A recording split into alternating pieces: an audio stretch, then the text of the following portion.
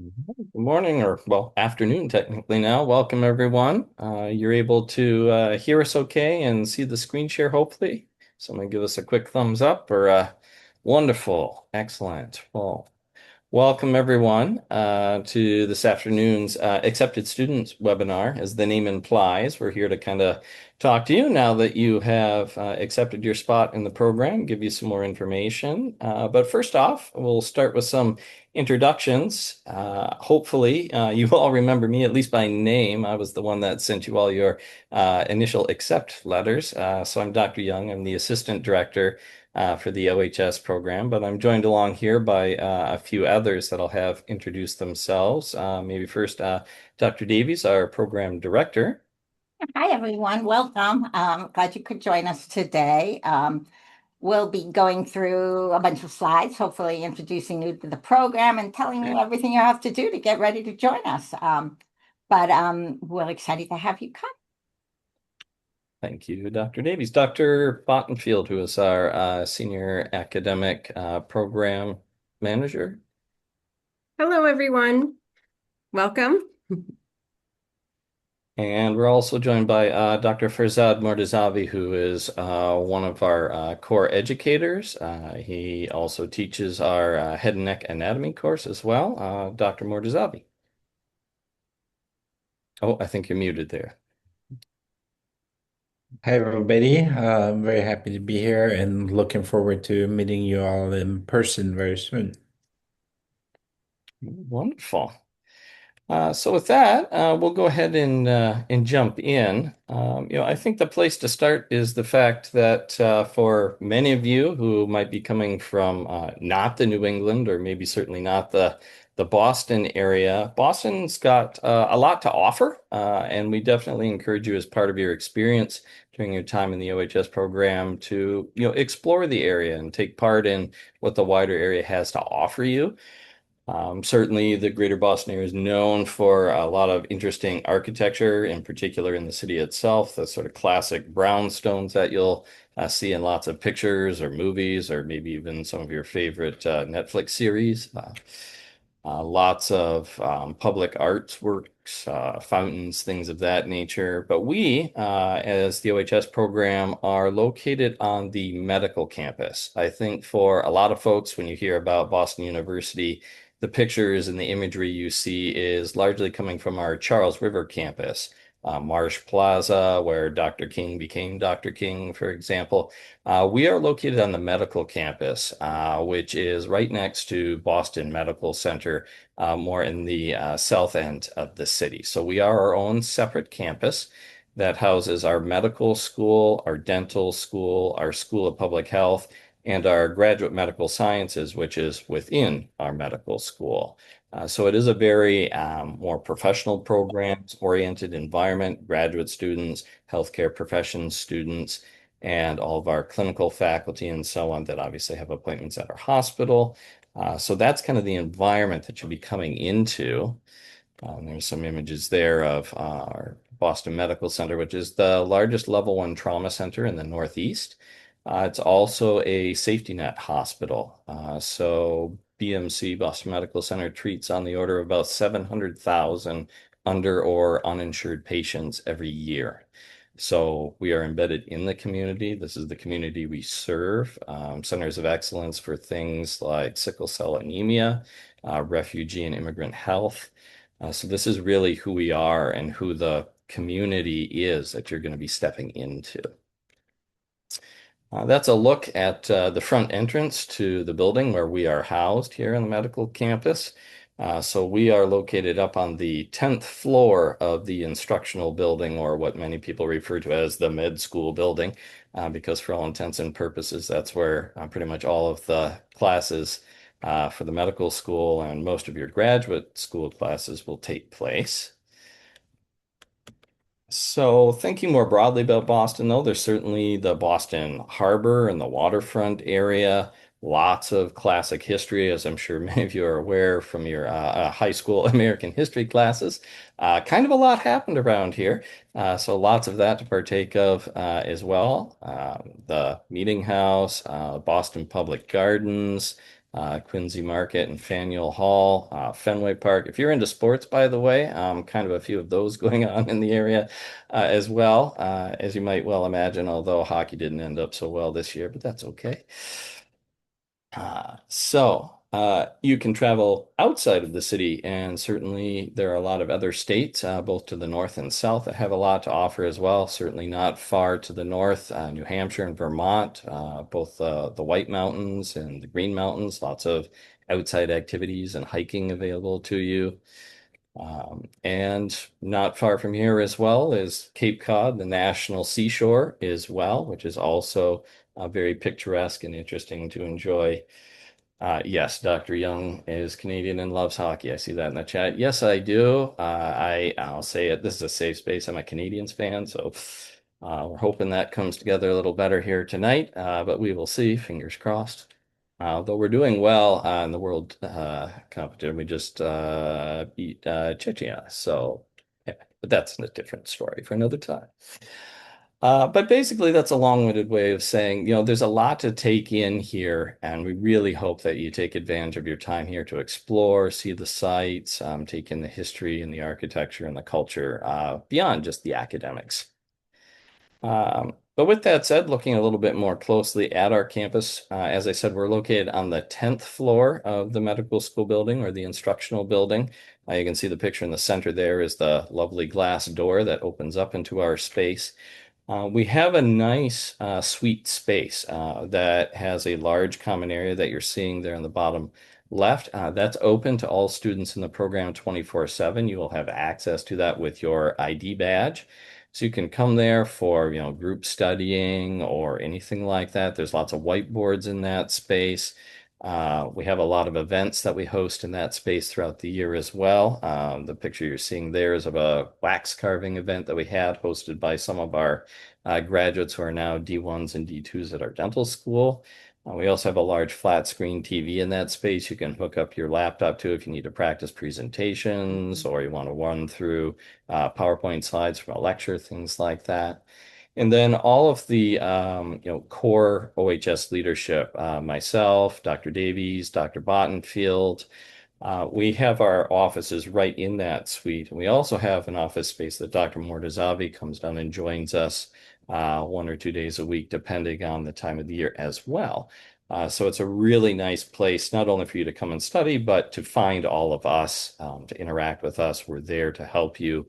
And so that's a nice common area that we have that's relatively new to this program. Probably the most important thing that we want to put on your radar, if it isn't already, is our OHS program orientation. That's really when things formally get started. It's when you need to be here in person, and that will happen on Thursday, the 30th of July. We're still working out the fine details of the agenda, but what you can safely bank on is it will start at 8 a.m. and run to approximately 2 p.m. Once we get into early July, we'll have a more detailed agenda and schedule for you, but definitely block out that day from 8 to 2 to be here for the in-person orientation. You will not have any classes on the 31st, on the Friday. And that's partially by design. Once you've come here, hoping you get settled in, you come to orientation, you're going to get a lot of information to kind of go away and digest. And we really hope then you can take the Friday and then that weekend to really settle into your new place, connect with peers in the program. So then you're really able to come in strong, refreshed, ready to go because classes do begin on that Monday. And they begin in earnest. The first class that you will have is actually a DMD course. Your first class will be for the DMD biochemistry course. You should all also be receiving, as accepted students, welcome letter emails. Hopefully everybody is beginning to receive those. Yes. See some nodding heads and thumbs ups. Wonderful. And those contain lots of important information. So please make sure you're reviewing those, checking those. They're giving you lots of important dates, guidance about how to highlight your in this program if you're applying to dental school this cycle as well. And we'll talk a little bit more about that as we move along here this afternoon. So the other thing to make sure of is have you gotten your BU email address set up? That was one of the important bits of instructions that came in those welcome letters. If you have not done so already, please do so as soon as possible. That BU email address is the singular email that this program will use to communicate with you, especially once things get rolling. So you want to make sure that that's set up. It is also a core piece of your identity as a BU student that you will need to log in and access all course websites, the library websites, essentially every resource that is electronic or digital in nature. You need to have that BU email address identity. So please, please, please make sure you get that set up as soon as possible. And if you happen to run into any issues, certainly reach out to us right away and we can point you in the right direction for IT support with that. But please make sure that you get that set up and that you start checking that on a very regular basis from now going forward. The other thing to note is that you may start, because you are now a BU student, be getting emails from Graduate Medical Sciences or GMS regarding the GMS orientation that's happening on Monday, the 31st of August.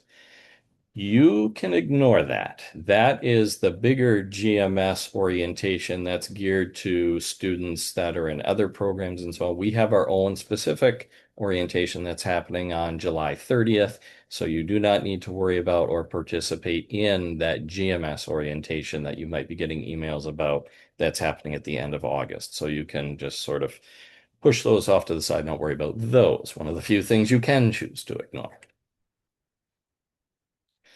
I know that probably on the front of a lot of people's minds is, well, where am I going to live? Especially if you're coming from outside of the area and you're unfamiliar with the area.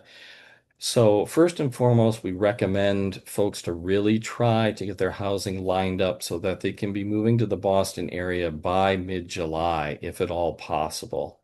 The reason is once we get right around orientation and then classes start on the first Monday of August, that's going to be a lot more difficult to try to move and get yourself settled if you're already trying to manage onboarding and starting classes at the same time.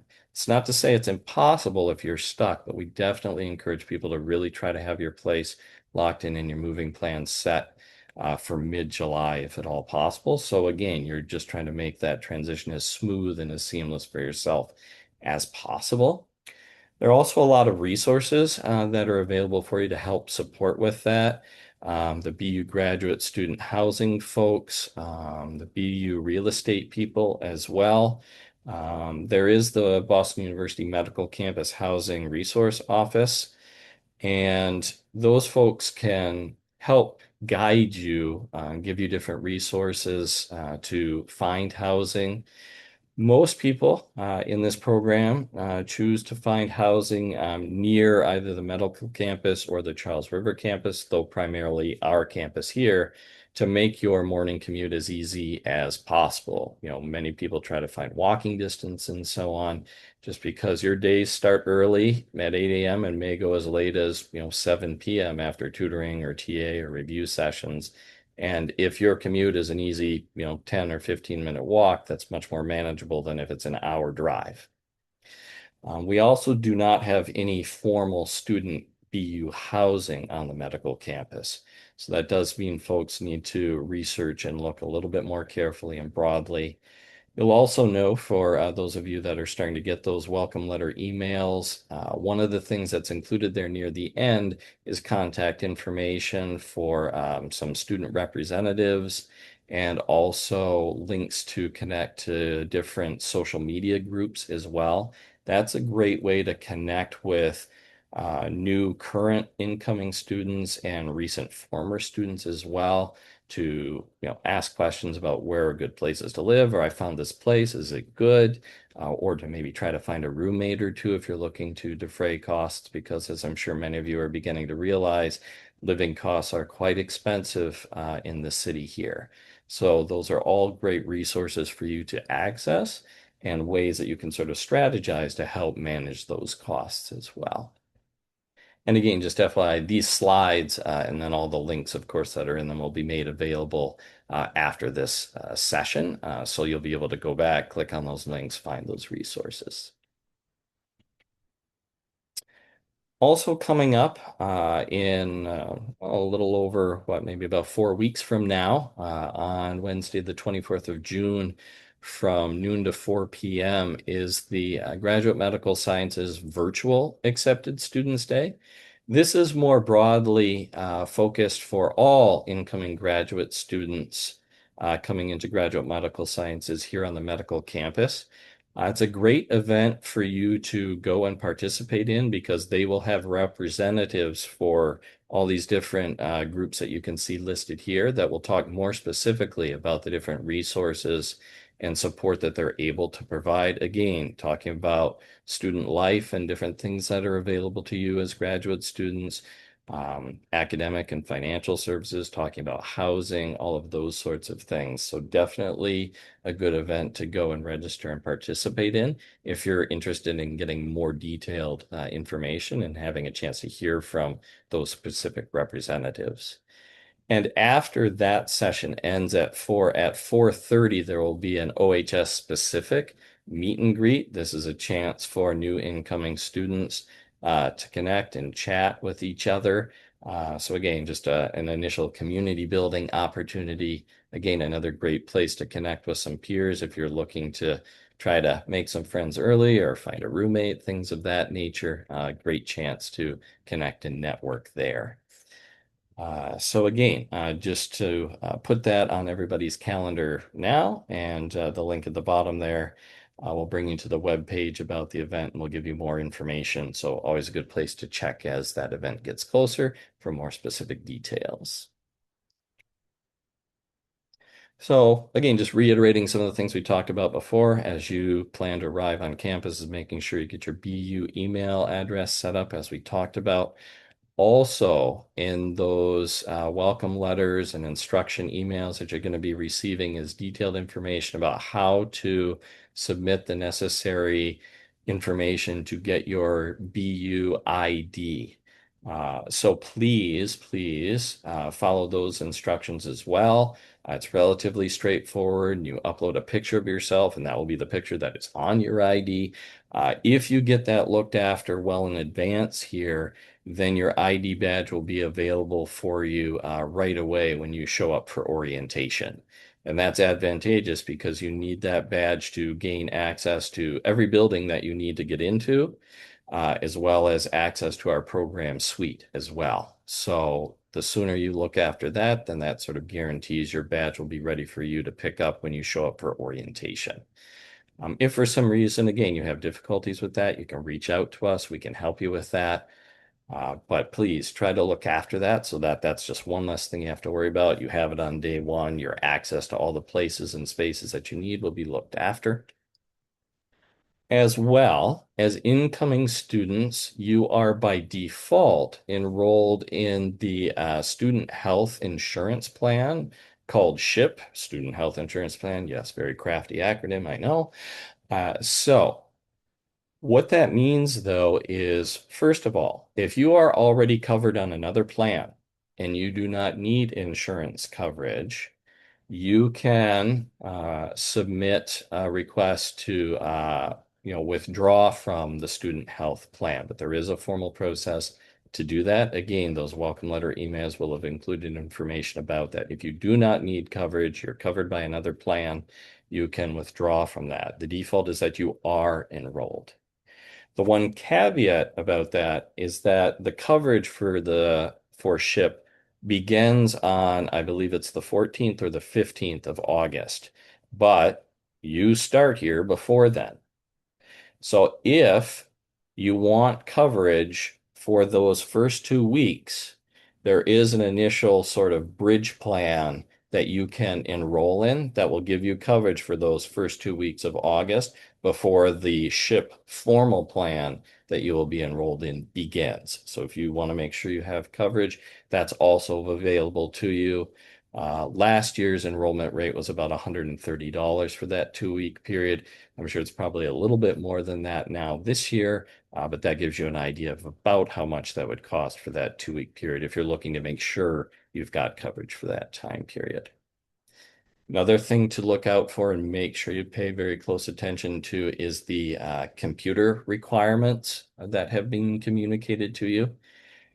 You all, as students in the OHS program, sit in a unique situation. You are graduate students within GMS, and a number of the courses you will take are graduate school courses, which means, if for no other reason, the exams that you take use ExamSoft, and the medical school and the graduate school require those exams on ExamSoft to be taken on a laptop.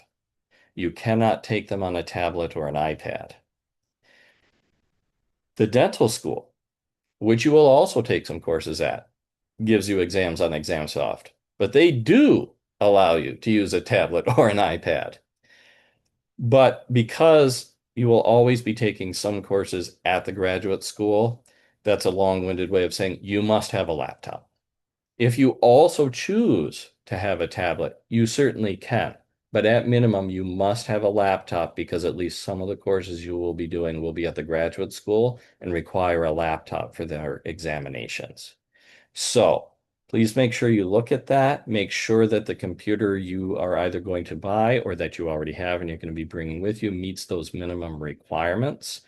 And if your resources are such that you need to pick one or the other, make sure you pick a laptop and not a tablet, because the tablet is a nice add-on. It's a nice to have, but it's not a need to have. The laptop is definitely a must-have. And again, if you have any more specific questions or details about that, you can reach out to our IT folks. Their information was included along with those guidelines about what you need computer-wise. And again, make sure you connect with your peers through those different social media groups and so on. Again, to community build, connect with roommates if need be, and all of that as well. Probably the second most important thing on a lot of people's minds, besides housing, is financial aid. So the medical campus does have a student financial support team that works with all the schools here on the campus. You can see the website there for our student financial support folks that specifically are targeted towards graduate medical sciences students. You can also see the link there to give you an idea of what the cost of attendance is for the program overall.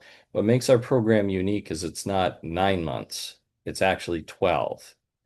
So that's a nice way of just reminding folks that the summer one and summer two terms that you need to register for as part of this program do have a cost associated with them. It's somewhat less than what you pay for your fall and spring semesters, but there is still a cost there. So just a reminder, if folks are looking at that, want to get a better idea of what the overall cost is going to be, that's a great link to check out. That'll bring you to our website. That'll give you much more detailed information about what those costs are so that nothing comes as an unexpected surprise, because that's the last thing we want for folks is to, have a surprise tuition bill for the summer that people were not counting on.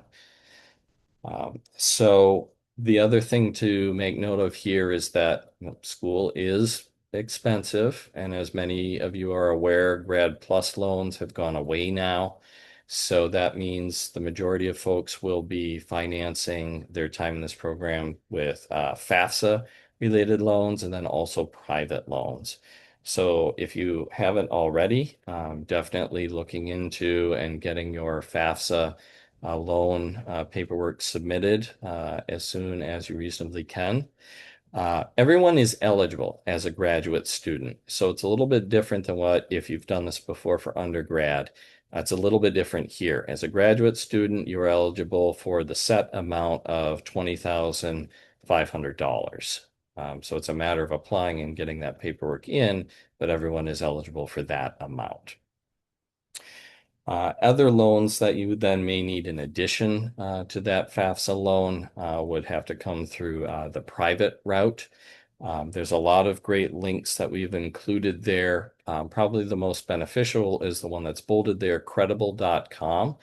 That's a great website that talks about all the different types of private loans that are out there. It can give you a lot more information and help you and direct you to different places that you can reach out for more specific information.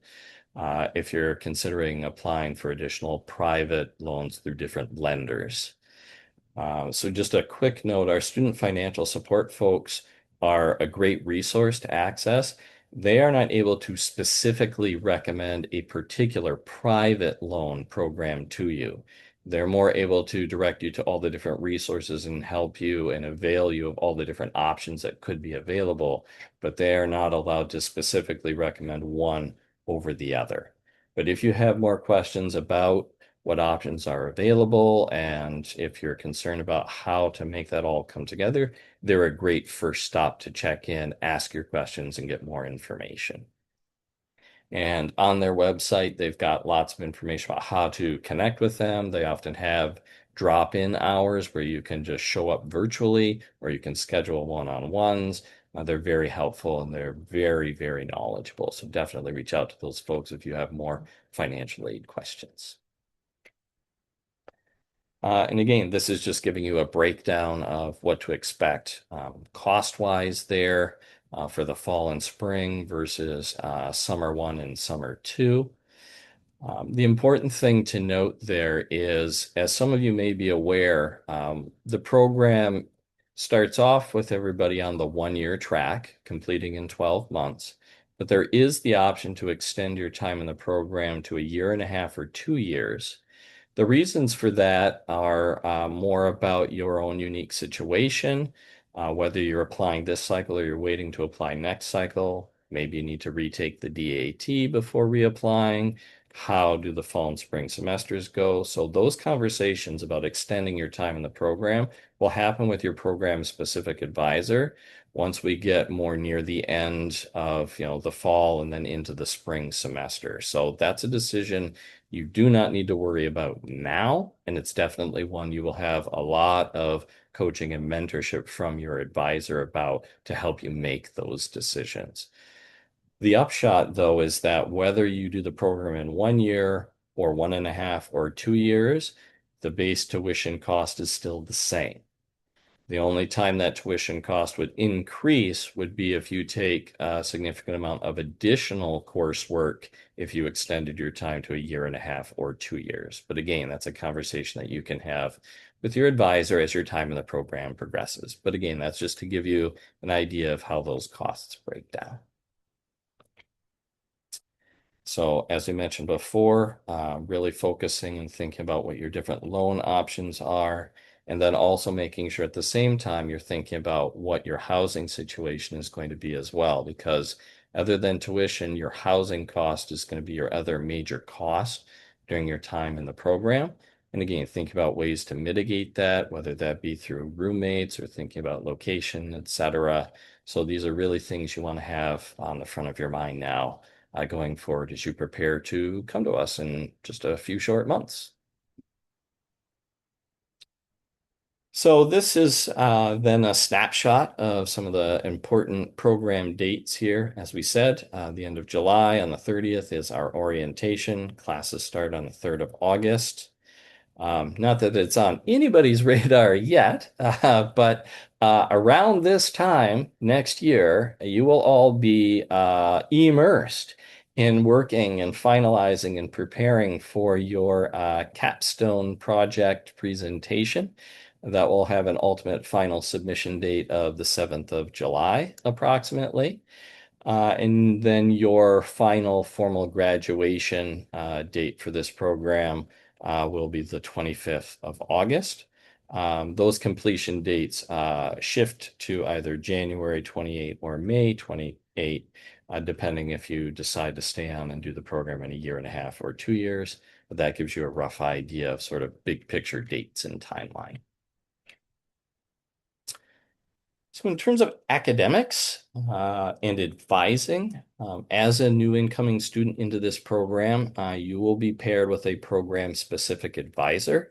That will be with either Dr. Davies, Dr. Bottenfield, or myself. We split the class into thirds.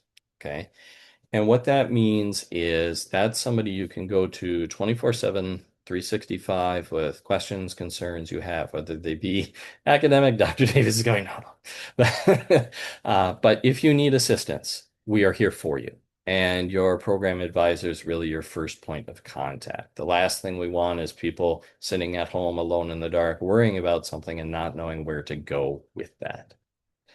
That said, each of us has our own unique skill set in terms of what we are most effectively able to advise you around. Dr. Davies, for example, has a wealth of experience around ADSAS and dental school applications and the nuances around all of that. So while you may say, be my advisee, if you have a super granular question about your ADSAS application, we're going to pull in Dr. Davies on that for a quick consult to make sure we give you the absolute best advice.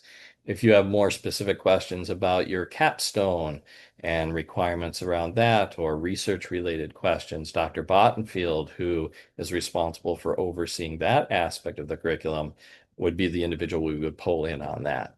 If you've got physio specific questions or study strategies and time management questions and how to balance work life, that happens to be my wheelhouse.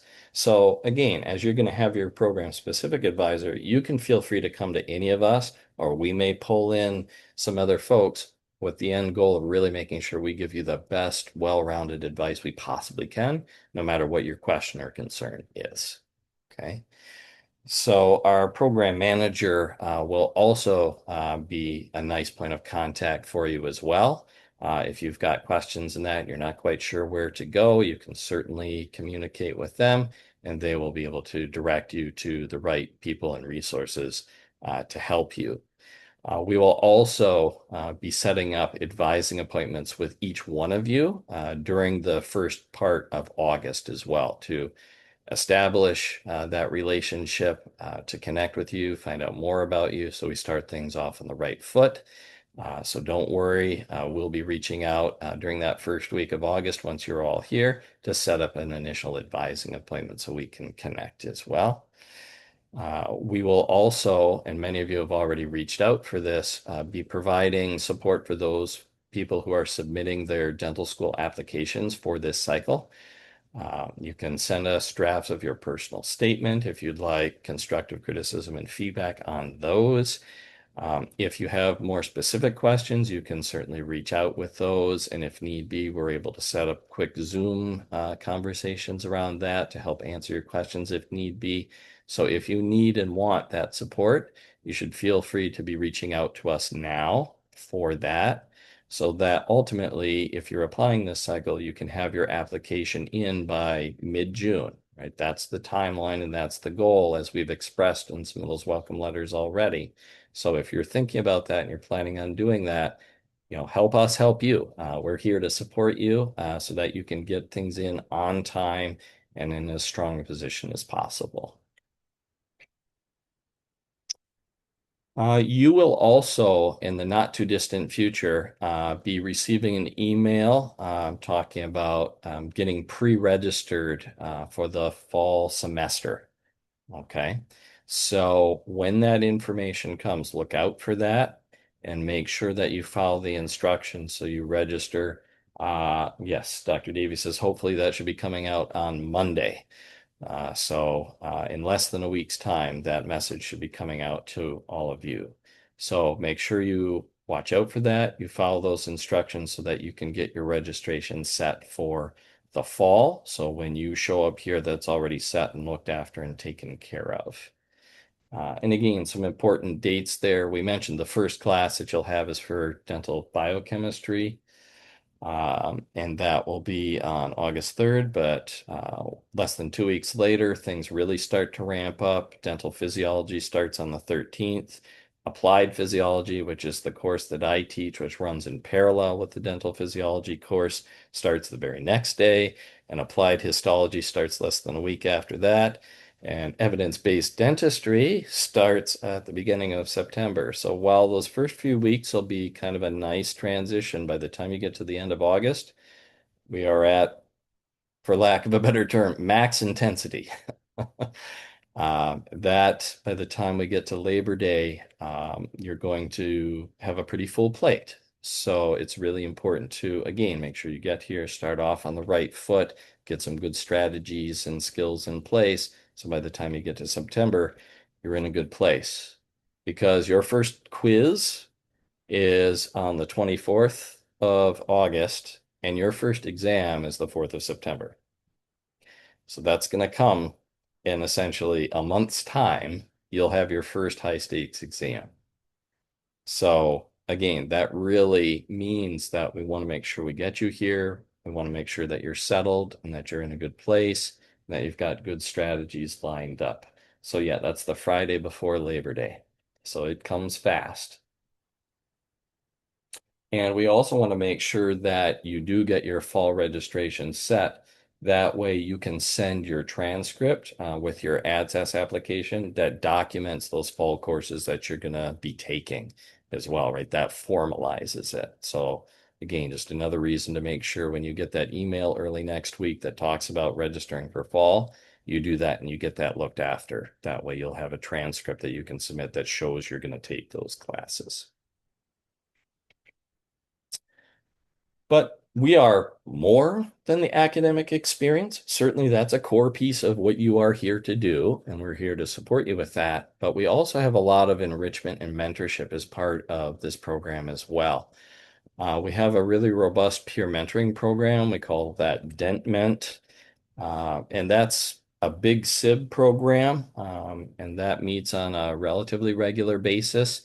So through different speed dating events that'll happen during the first month or two while you are here, you will ultimately get paired up with a D1 or D2 dental student from our dental school who was a graduate of this program either 1 or 2 years ago.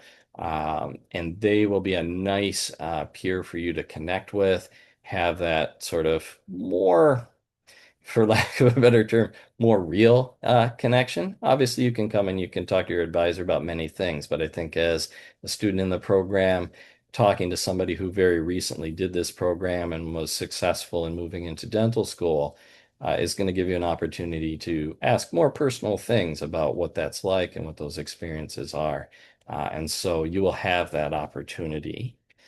For the DMD courses, our TA and tutoring groups are also run by graduates of this program that are now students at our dental school. Again, they were you a year ago, and they're who you want to be a year from now. So that's a really nice community that we work hard to cultivate. I think for many folks, your past experience in undergrad may have felt a little bit like musical chairs and the record just stopped and there's one chair. We're not about that.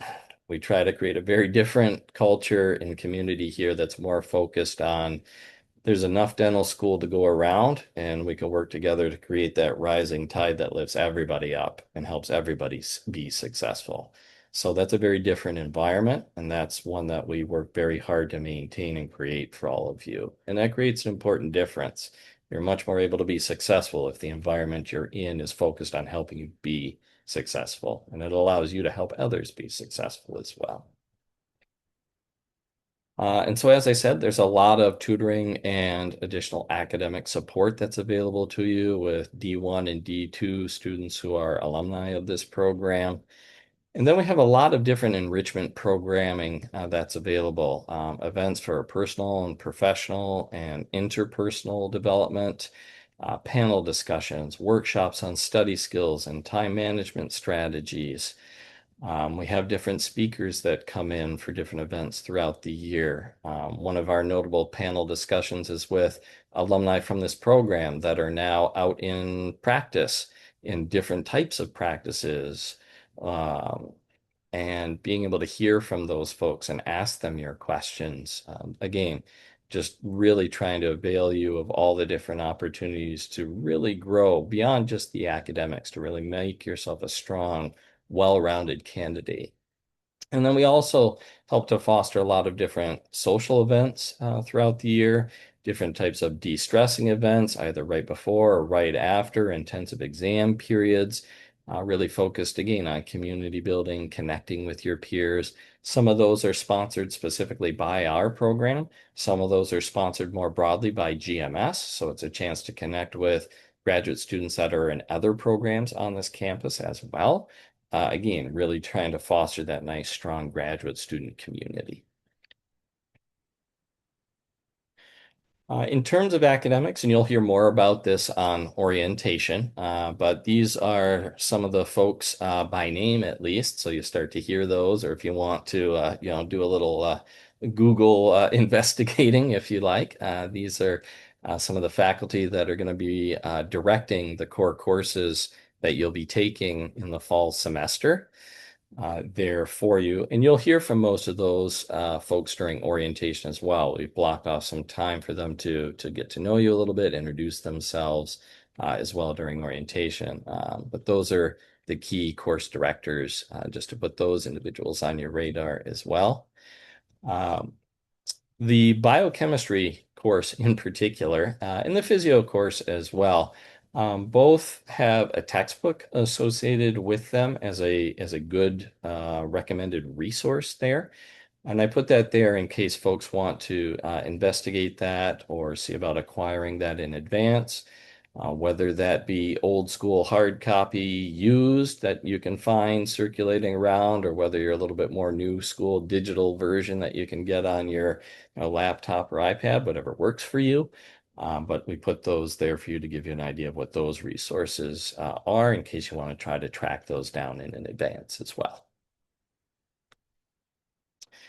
So this is a sample then of what a typical schedule would look like for somebody who ultimately completes this program on the one-year track.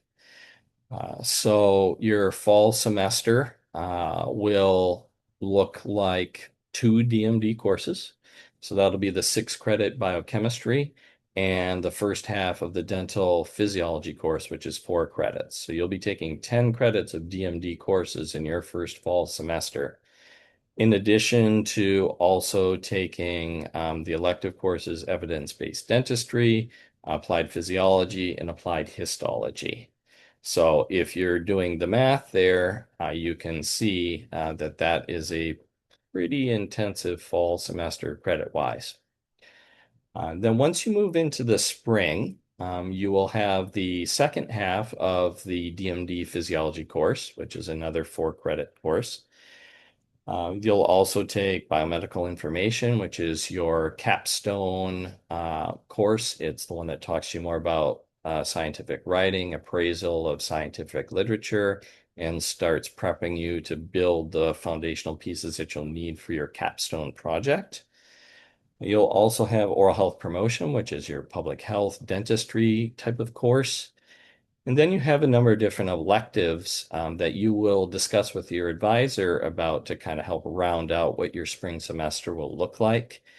Probably first and foremost is a conversation about whether or not you've taken microbiology before in your undergrad experience. As many of you are probably already aware, most U.S. dental schools require microbiology as a prerequisite. So if you have never taken microbiology before, or if you've taken it and it has not resulted in a grade of a B minus or better, your advisor is very likely going to recommend, excuse me, that you take the dental microbiology course in order to tick that box, as well as to have an opportunity to take another DMD course that will show up on your transcript as well. For folks for whom they do not require the microbiology, they would instead choose the DMD pathology course instead. So that's kind of the first fork in the road in terms of deciding, which options you would go. And then after that, then would be rounding out your schedule with other options like infectious diseases or behavioral neuroscience. In terms of anatomy, if you've taken anatomy before to the level that meets the prerequisite requirements, most folks will take the head and neck anatomy with Dr. Mortazavi. Again, as a really nice focused course that's specifically targeted for the head and neck region as opposed to whole body. But for individuals for whom they have not ticked that anatomy prerequisite requirement, there is a different anatomy course called Human Body Systems that folks are able to take that will meet that requirement for dental school. So again, that's a conversation you would have with your advisor when you're building that spring schedule to determine which of those makes the most sense for you as well. And then over summer one, and summer two. This is the time period which essentially we are in right now for folks that are currently in our program. This sort of May and June, and then sort of first week of July period is the two summer terms. And that's where folks will be registering in such a way that you'll be a continuing student and you will be completing your capstone project, ultimately culminating with your presentation in June and final submission that first week of July. So that's what sort of a typical path for somebody on the 1-year track looks like. Right. So again, you're going to get an email here very soon about fall registration. So please, please, please make sure you get that looked after. And if you have any questions or problems with that, certainly let us know. So I know I've been talking for quite a while now. So we'll open that up for any questions people have thus far. You can either unmute yourself or you can type it in the chat, whatever is most comfortable for you. Any questions people have at this point?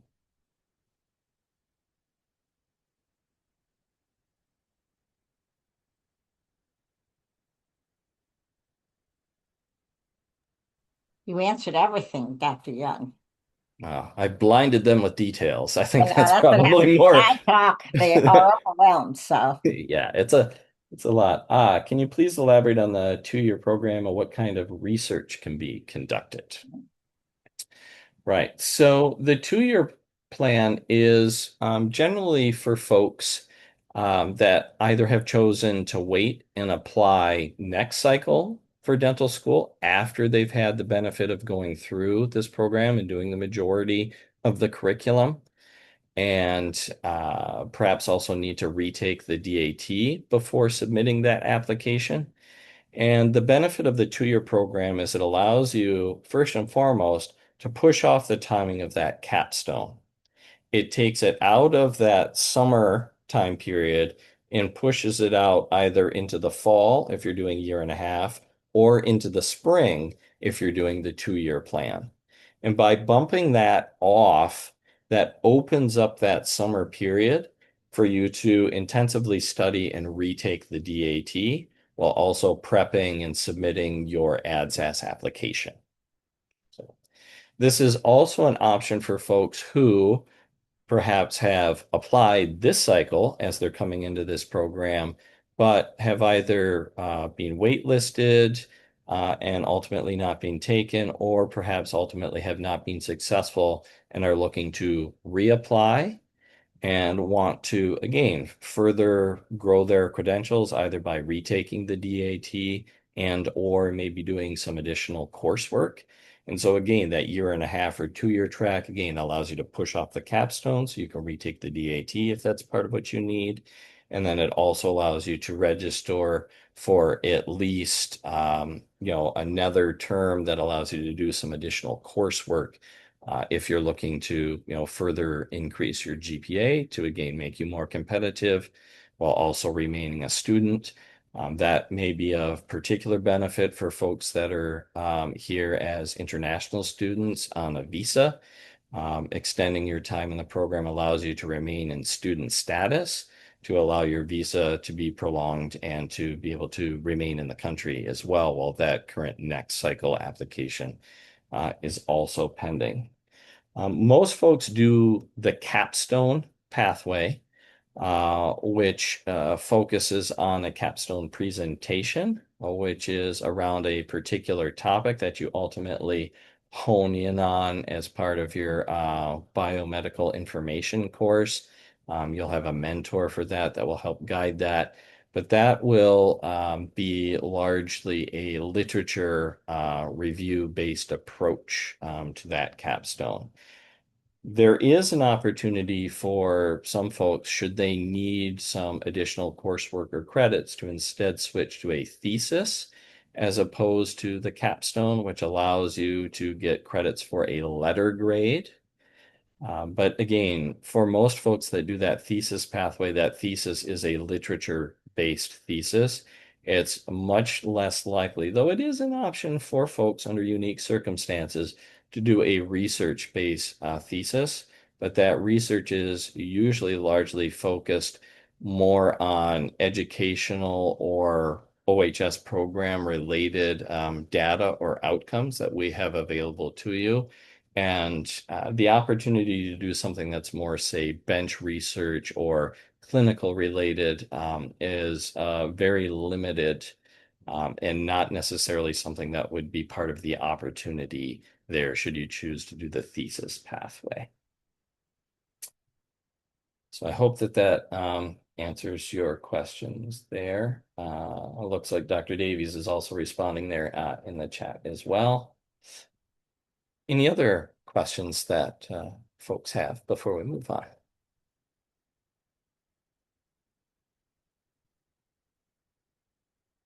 Okay, then. Well, with that in mind, excuse me, we'll shift gears again a little bit to, again, just reiterate some of the things we've kind of been hinting about a little bit already, which is, I think a lot of people are either already committed to or trying to make that decision. Should I apply this cycle and get my application in June before I start my time here in OHS? Right. So on average, somewhere between about 70 and 80% of our incoming students do apply to AdSAS in June before coming to us at the end of July and August. And as we said, there's essentially kind of two options. The one-year path to dental school, where people apply, come to us and complete this program, get interviews and get an accept while they're in this program, finish with us, and then matriculate to dental school.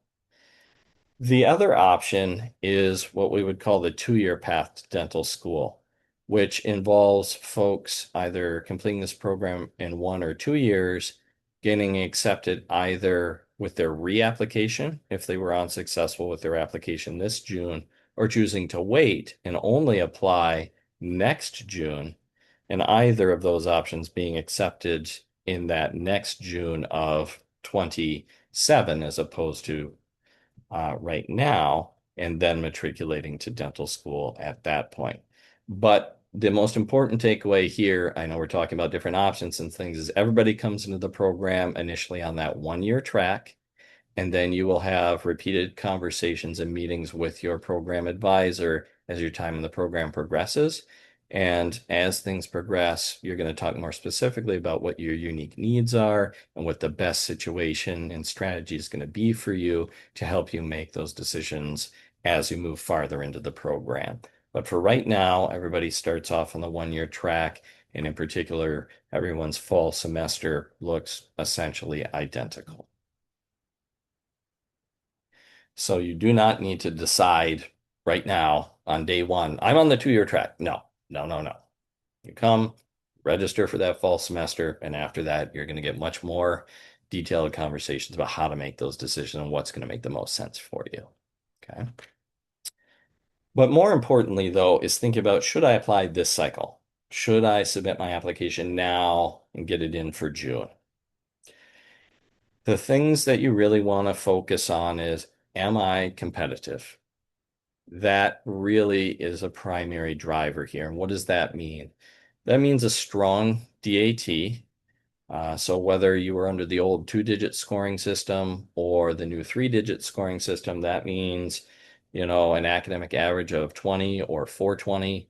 But that also means individual subdomains that are strong as well, like 380, 390 or higher as well. Well, at the same time, having a competitive undergraduate GPA of, at least about a 3.2.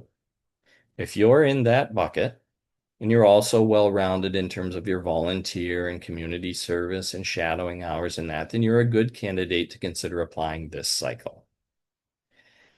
If, however, that's a little bit different for you. If your DAT is maybe a little bit less competitive and or your GPA is perhaps not as strong, then you really should be thinking about waiting and applying next cycle. The benefit for that is if you wait and apply next cycle, most of the coursework you'll have done in this program will be formalized on a transcript that you will submit. So instead of it being I am going to take it, it will be I have taken it and here are the grades. So you'll get more of an academic benefit from your time in this program.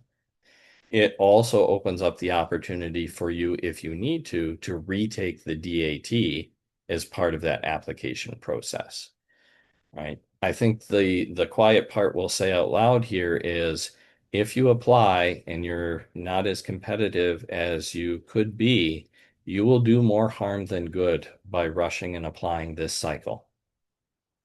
Because your application, if you've applied one or two times already in the past and you apply again with a not substantially improved application, many dental schools will see that and take, unfortunately, a negative view of that.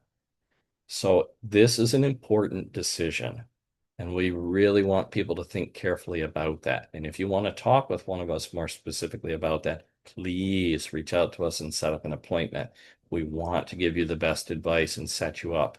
We do not want people rushing this and applying and ultimately hurting themselves because you didn't have a chance to really think it through carefully. So please, please, please give that some careful thought. And if you've got questions or you want more feedback, please reach out to us and set up an appointment. We're happy to have those conversations with you now so that you can make the best decision for you. And for those that like to visualize things, I'm a visualizer. I think Dr. Davies is as well. That's just a nice kind of snapshot in terms of, where are things happening in time, right? So for folks that are thinking about that 1-year path and applying this cycle, right, you're going to submit your ADSAS application by mid-June. You're going to start with us the end of July, first week of August. The fall semester will roll through till we get to December and the winter break. The spring semester will pick up in January and end in that sort of March, April time period. And then we will be into the summer 1 and summer 2 term where you'd be completing your capstone and then ultimately finishing and graduating at the end of August and then matriculating to dental school thereafter. If you're instead on the 2-year path to dental school on the 1.5 or 2-year track in this program, you can see how things extend out. If you choose to do the 1.5-year track, you would stay with us through that fall semester of year 2 or Y2, and you would end in that December time period with a January of 28 graduation date. And if you chose to do the 2-year track, you would finish in that sort of March, April time period with your graduation date then. And then again, hopefully be successful and matriculate to dental school over that summer of 28. So again, that just kind of gives you some sense of the timeline and the important markers there. So if you are going to submit your ADSAS application, it is important, and the welcome letters detail this with very specific ways to do this. You need to indicate that you are in this program. May be important. And that you are here for the 26-27 academic year, that the program dates that you start in August of 2026 and that you would graduate in August 2027.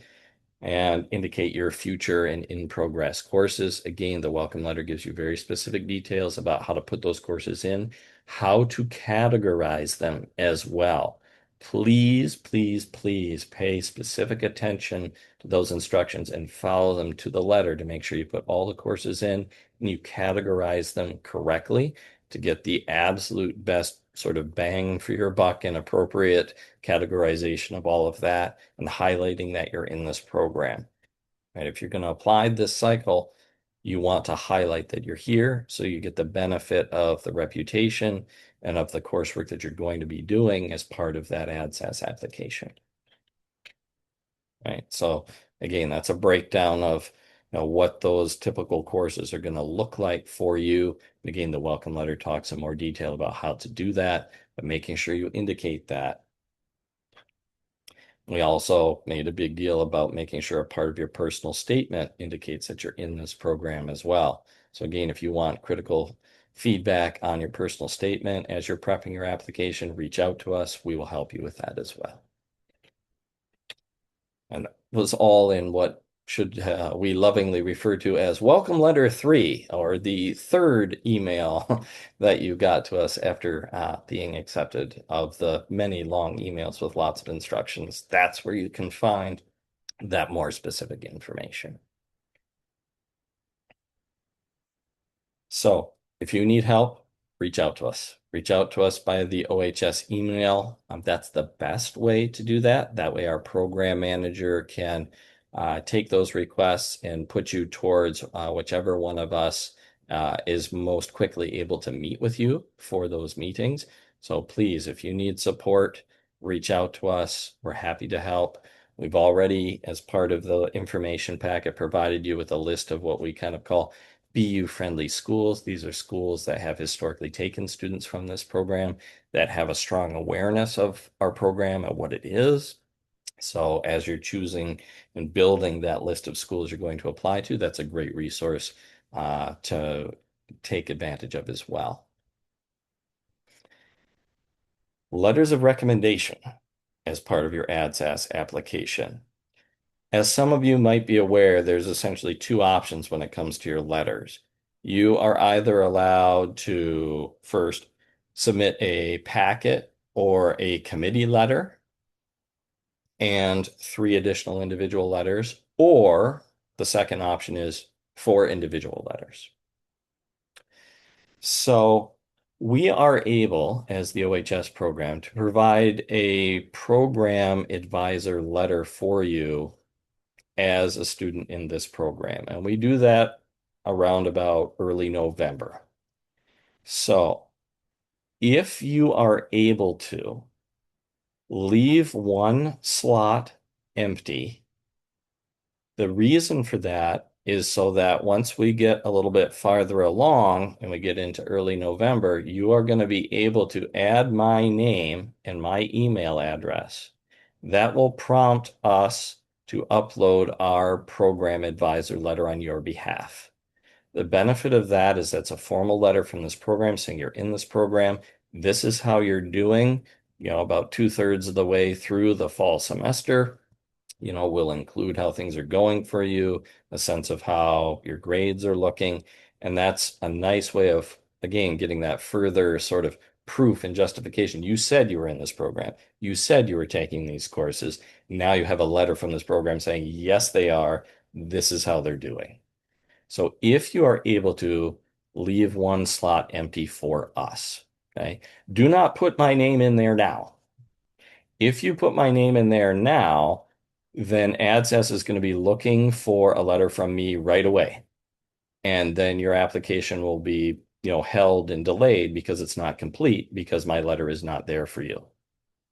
So if you want to do this and you want us and you have the option to leave a spot, just leave that spot blank right now. And then put my name in once we get later on into November. And we'll be reminding folks about how to do that as we move through the program. Okay. If you are not able to, if all your spots and slots are already taken up with other letters and so on that you already have, all hope is not lost. We are able to instead email that program advisor letter directly to schools for whom they will receive emailed in letters. And somewhere between about 70% or so of dental schools will do that and will allow that. And we have, Dr. Davies has a lot of experience with this in terms of knowing which schools will accept that or will not. And so having a list of the schools you've applied to, we can look through that, determine which ones would take that letter, and we can email that to them instead if you do not have an open slot that you can hold for us. Okay. So either way, we can do our best to make sure you get the benefit of that program letter. Okay. And then as we move through the fall and winter, as hopefully you will start getting interview requests and offers. You will let us know. We have essentially a Google form that you all are able to click on and submit. Yes, I got an interview. Here's when, and here is it in person or is it virtual? And then we are able to set up mock interview sessions with you to help prep you and prepare you so that you can go off to that interview and be your best self and do an awesome job and ultimately get an offer, right? That's what we want to help you do. And we provide those mock interview support sessions for you in a one-on-one sort of way. And again, we'll be telling you much more about that as time progresses, but we do offer that support. So again, I know that was a lot. So do people have questions about dental school or ADSAS application, anything like that at this point?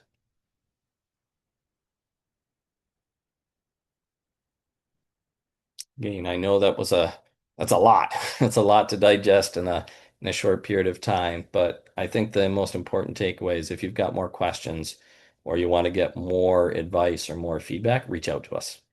Send us an email, ask us your questions.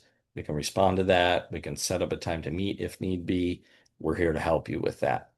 Okay. We want you to make the best decision so that if you choose to apply, it's for the right reasons, and we can help you with that as much as possible. Okay. So really, in terms of, what are next steps? This is kind of a nice punch list. If you don't know yet, you'll definitely, by the time you're done this program, know I'm probably the most pragmatic person you will ever meet. I like lists and plans and checklists and that. So here's one for you there on the left in terms of your enrollment. You all do need to, as part of your application, you were able to submit unofficial transcripts as part of your application. But now, having been accepted, you must send to Graduate Medical Sciences your formal official transcripts. And those must be sent to that email address electronically through parchment or other similar transcript ordering processes that your undergraduate institutions have. Okay, I believe those need to be received by early September at the latest. Is that correct, Dr. Davies? I think that's the deadline. Yeah, early September. So while there is still a little bit of time, it's just one of those things to think about, put on your to-do list to make sure that that gets in and submitted, and you get that acknowledgement of receipt from GMS so that that box is ticked. You're also going to start to get a whole bunch of emails from Graduate Medical Sciences from an individual named Kimberly Arena, who is our GMS specialist guru when it comes to all things onboarding and student affairs and experiences. Pay attention to Kimberly's emails. They will have all the information about onboarding materials that will be coming in July, getting access to Blackboard, which is the course management system we use here. And there will be different activities and training and videos that you're going to need to watch and all of that. As many of you are probably already aware, there's going to be different immunization requirements, and you'll need to submit proof for all of that. So those emails will be coming. Watch out for them. And as soon as they come, make sure you take care of them because you need to make sure you get all of those onboarding and certification things looked after before you arrive here. Okay, so please, please, please make sure you take care of that. As well, for any individuals that need additional accommodations, you should reach out directly to Dr. Davies, who, in addition to being our program director, is also our liaison for disability and access services. So please, if you have had those supports in the past, or if you are thinking about those services and wondering about whether you should consider those, please reach out to Dr. Davies now. There is a bit of a time component to going through that process, being screened, and ultimately being formally approved. That process takes time. Do it now so that it's in place by day one when you start classes. If you wait until after, say, the first exam in September, will be, late October, early November at the earliest that you would ultimately be approved. And now you're already almost done the fall semester. So please look after it now, especially if you've already had those supports in the past. Better to go through the process and have it and ultimately choose to make more or less use of it than not and having wished that you had it and then being delayed in getting it.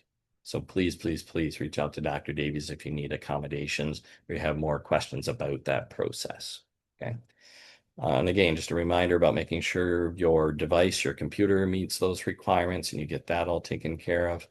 And then really trying to get your move to Boston organized and the place to live set so that you can get here and settled by mid-July. Okay.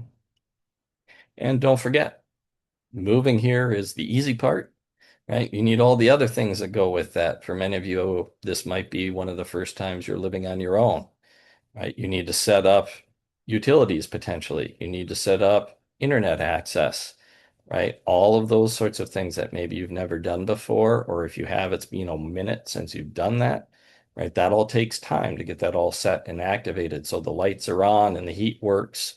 I know heat right now is not a big deal, but I guarantee you once we get to December, you're going to kind of care about that. So, as well as making sure you have internet as well. Okay. And then for those that are doing your dental school applications this cycle, if you are retaking the DAT, is making sure you get that DAT retake done by mid-July at the latest. If you're applying this cycle and you want it to be a part of that application, reaching out to us if you need to set up a meeting or you want to talk more. Do not delay your application. Submit your application, all pieces included, by the 15th of June at the latest, and then indicate your future DAT date. Okay, apply with the DAT you currently have and indicate your future date. Now, once you've taken it, the 2 or 3 weeks or whatever it takes, and then that will ultimately, upload directly to your ADSAS at that point. Don't wait for your score to come back to submit your application. Okay, get everything in by mid-June, indicate your future date, and then let that automatically get added once you've done it. Okay. And then make sure you're completing all those supplemental application pieces as well, which is another big time commitment, additional essays and all of that sort of thing. And then again, a reminder to attend our GMS Accepted Students Day, which is coming up here in sort of the latter half of June to find out more information about housing and financial services and all of that. And if you have questions, reach out to us. Okay. Connect with the different communities that are now available to you to help you connect with your peers, find roommates, all of that sort of thing. And as well, those OHS alumni contacts that are included there as well, those are great folks to talk to about the ADSAS application process as well, because they just went through it and were successful, right? So those are great folks to talk about, how should I complete that, experience component? This was, shadowing, but it was also leadership and was maybe also volunteering. Where should I categorize that? Those are great questions to talk about with those folks because they've done it and they've been successful. So they're a great resource to you as well. And at the end of the day, plan to get settled here, and so that you're here, you're in a good place, and that you're ready to work. I know we talked a lot about all the academics and that can seem like a lot, but we're fun too. We do lots of events in that. These are some snapshots from different events we've had, wax carving. We always do a Thanksgiving potluck as well, which is always a great event with way too much food. Pumpkin painting in October. Folks organized a trip to go see a Bruins game as well at the TD Garden, or sorry, the Garden. I can say that with a Boston accent. Sure, I can. So lots to see and do, and really to build that community because at the end of the day, it's the people around you in this program that are going to help you make it through. They're the people going through it at the same time that are going to uniquely understand what those challenges are. And at the end of the day, you're going to be in this program with a group of like-minded individuals. You've all come from unique experiences and backgrounds, but you all have one thing in common, right?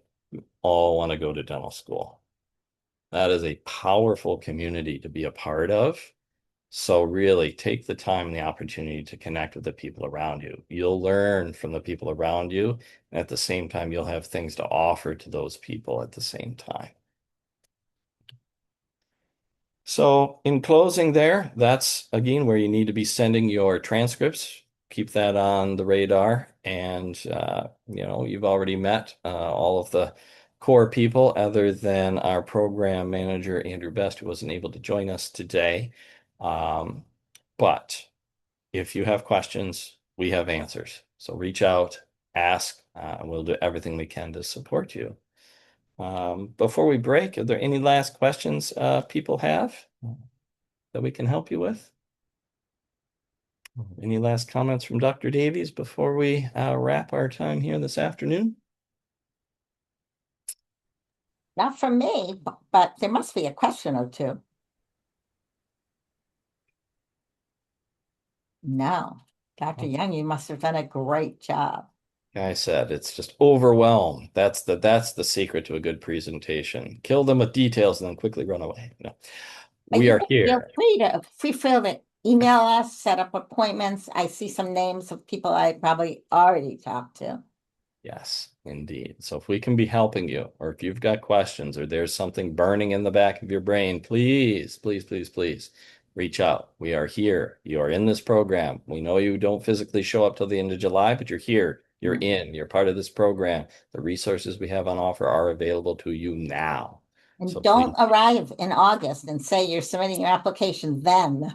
I can't tell you everyone, there are always 10 or 15 people who do that. yes, And please then don't. they're late, Yeah. but they still If do it. yeah, if you're going to submit, right, it needs to be by mid-June. Yeah. Every day after Or at day. least this month in June Yes. is good. Yeah. Every day after that, it's late, and you're hurting yourself by that delay just by the fact of it's late, for no other reason. So if you're thinking about it, make some good decisions. Let us help you if you're not sure. Yeah, we'll guide you. I mean, if you're a little bit on the weak side, you can apply, but to a few schools. Like there's always compromises along the way. Absolutely. All right. If nobody has any other questions, we'll release you back into the wild to do whatever it is you do when you don't do webinars, which I can't possibly imagine. But we're very excited to see you all in person here in just a couple short months. But as always, if we can be helping you, ask. But otherwise, have a wonderful afternoon. The slides for this session and all that will be made available. But enjoy your afternoon, and we look forward to meeting you soon. Bye, everyone.